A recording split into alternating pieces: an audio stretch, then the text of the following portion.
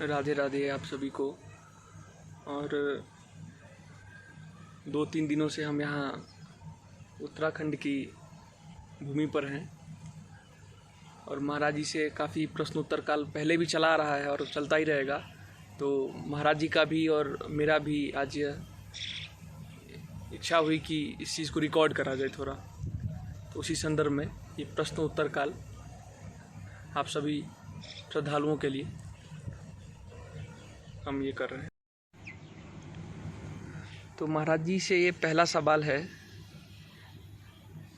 कि महाराज जी अध्यात्म क्या है और आज के संदर्भ में अध्यात्म को हम कैसे देखें। इस आधुनिक इस भौतिक संसार में अध्यात्म को कैसे देखा जाए, एक युवा पीढ़ी उसे कैसे लेके चले अध्यात्म को अपने संग में, ये प्रश्न है मेरा महाराज।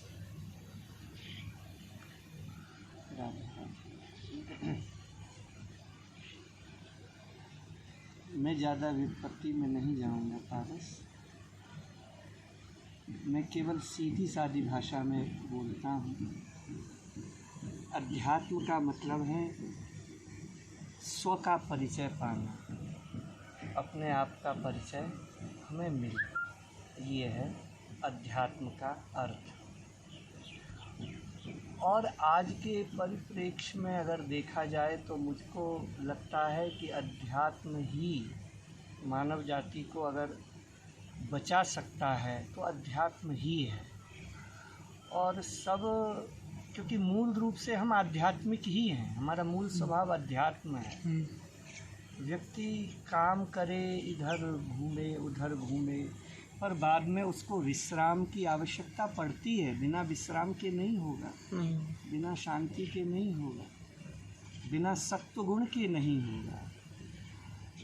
तो ये हमारी आवश्यकता है। और आज के परिप्रेक्ष्य में देखा जाए तो कोरोना को देखते हुए भी, जो एक महामारी पूरे विश्व में फैली हुई है, उसको देखते हुए भी अध्यात्म में अगर हम चलें बढ़ें, हम क्या हैं।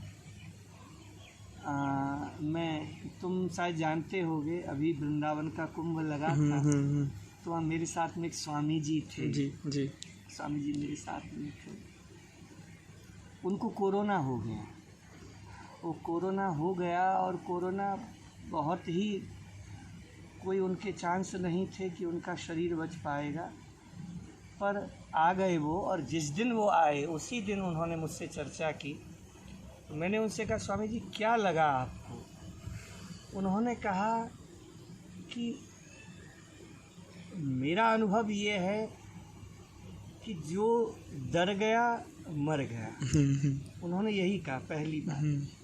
फिर उन्होंने मुझसे कहा कि महाराज, जो व्यक्ति जितना ज़्यादा मोहग्रस्त होगा वो मरेगा। जिसे कोरोना हो गया है और जो ज़्यादा नहीं मरूं, मैं बच जाऊं, मेरा परिवार, मेरा कैरियर। तुमने भी अनुभव किया होगा, जितनी यंग जनरेशन जो कोरोना में जो मरी है, वो अधिकतर इसी कारण से मरी है कि वो डर से, मानसिक दबाव से कि मानसिक क्या होगा, मेरा कैरियर का क्या होगा, उसका क्या होगा। स्वामी जी ने कहा, मैं हॉस्पिटल गया था तो अच्छे करोड़पति आ रहे थे, और वो जो करोड़पति, जो वृद्ध जो पिता थे जो लेटे हुए थे, उसमें वो डॉक्टर को कह रहे थे, अपने बेटे को कह रहे थे कि मेरी 25 लाख रुपए वहाँ पर हैं, वो दे दो डॉक्टर को और बोल दो मुझे बचा लें, मुझे बचा लें, मेरी संपत्ति है उसे बेच दे, पर मुझे बचा ले। स्वामी जी अपना बता रहे थे। तो उन्होंने ये जो बात कही मुझे बड़ी गहरी लगी, ये वाली बात, कि हम जितने मोहग्रस्त होते हैं उतने दुखी होते हैं। अनुभव करोगे, अध्यात्म सबसे पहली बात कहती है मोह ममता छोड़ो। इस चीज़ को हम बड़े हल्के में लेते हैं, पर हम अगर मोह ममता से जितने हम दूर होते जाएंगे, थोड़े कम होते जाएंगे, हम उतने सुखी रहेंगे, हम उतने प्रसन्न रहेंगे। हम मोह के कारण हम जितने चिंता अपने परिवार की करते हैं, अध्यात्म कहता है मोह न करके अगर हम प्रेम करें, प्रेम का मतलब है हम देना, हमें देना। उससे अपेक्षा नहीं रखना कि वो भी हमें दे, हम दे रहे। वो है एक उच्च प्रेम की एक स्थिति। अच्छा, अध्यात्म में पारस एक कई धाराएं निकली हैं अध्यात्म में कि भाई उस शांति तक, उस विश्रांति तक पहुंचने का मार्ग क्या है। तो ज्ञान का मार्ग भी बताया, कर्म का मार्ग भी बताया, भक्ति का मार्ग भी बताया जी। और मुझे सबसे प्रिय वो भक्ति का मार्ग लगा और है भी, क्योंकि इतनी सुंदरता से भक्ति का मार्ग हमें वहाँ तक पहुँचा देती है जी। हम नहीं आ सकते। हम अभी बैठे हुए हैं, मैं आ गया, कितने लोग यहाँ पे आ पा रहे हैं? अभी तो पूरा बंद है, ये पूरा लॉकडाउन में है, कितने लोग आ पा रहे हैं? सब, और खुल भी जाए तो कितने लोग आएंगे, घूमेंगे, मस्ती करेंगे, एंजॉय करेंगे, चले जाएंगे। अब यहाँ पे हम नहीं रह सकते, यहाँ पर आकर के रहें और फिर शांति मिले, वो स्थिति संभव नहीं है। ठीक है, आ गए, घूम लिए, ऊर्जावान हो गए, यहाँ की पवित्र हवा में स्नान हो गया हमारा, नहीं, आनंद आ गया, पर हम स्थायी नहीं रहे। भक्ति ने हमें जहाँ हो, जैसे हो, वैसे ही रहो और वैसे ही चलो। जी जी जी, ये बताया। जी जी जी जी।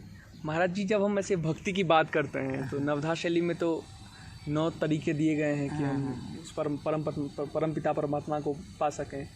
तो भक्ति राह जो है, इसकी क्या विशेषताएं हैं बाकी अन्य राहों से? विशेषता इसकी पारस वैशिष्टता बहुत अद्भुत है। भक्ति की सबसे बड़ी विशेषता ये है कि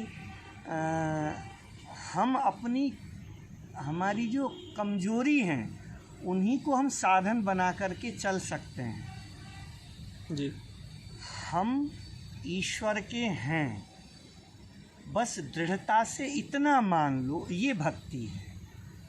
हम मान लें और मूल रूप से हम वही हैं, हम उसी के ही हैं, सब कुछ उसी का ही है। अध्यात्म यही कहता है, हम सब जितने भी हैं, ये चराचर जगत सब उसी का है। तो हम जो मूल बात को जब हम मान लेते हैं कि हम उसके हैं, तो भक्ति की शुरुआत यहीं से होती है। फिर उसी की बातें सुनना तो श्रवण हो गई, उसी का नाम को लेना। जैसे कोई किसी प्रेमिका से या प्रेमी से किसी से प्यार हो जाता है तो फिर क्या होता है, एक भाई उसका नाम सुनना भी कितना अच्छा लगता है। तो जब हम अच्छे से मान लेते हैं उसे कि वो हमारा है, तो फिर उसका नाम सुनना भी अच्छा होगा। तुमने जैसे नवदा भक्ति की जैसे बात अभी तुमने की कि भक्ति के 9 प्रकार कैसे होते हैं, तो जब हम उससे जुड़ाव हो जाता है, प्रेम हो जाता है, वैसा ही प्रेम जैसे एक लैला मजनू का होता है, वैसा प्रेम।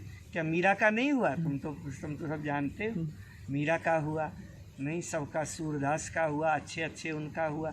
तो वो कैसे हो सकता है? ऐसे हो सकता है कि हम उसे मान लें कि वही है हमारा, और जब वही हमारा है तो फिर उसका नाम कोई सुनाए नहीं, उसकी बातें कोई सुनाए। हमारे भक्ति शास्त्र में इन छोटी छोटी बातों को बड़ी गहराई से लिया है पारस।